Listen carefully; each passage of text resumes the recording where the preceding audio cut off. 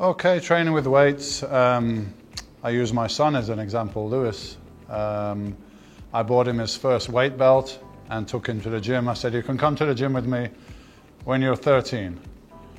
13 years old is probably the youngest age I would advise, because you're simply not making enough hormones to get kind of response before this age anyway, 13 or 14 years old.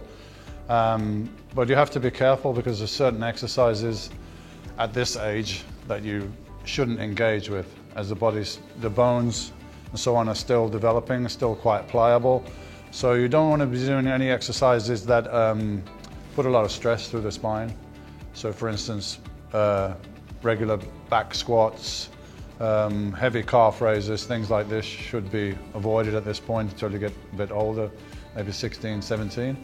And the emphasis should be on doing the exercises properly, learning the correct form, and not getting overtrained, and not trying to lift too much weight and potentially injuring yourself. Of course, young kids, they all want to see who's the strongest and who can lift the most and all this kind of stuff. So at this age, you have to be supervised, make sure you're doing the exercises properly, learning the connection between the muscles and the weight and how they function, rather than going crazy and trying to lift too much weight and injuring yourself. And as I say, avoiding heavy squats and things like that, as the body is still developing, the muscles are still, the bones, are still kind of soft and they're not fully formed.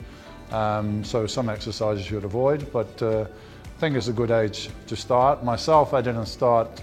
First time I did some weights when I was doing karate, I was like 15 or 16.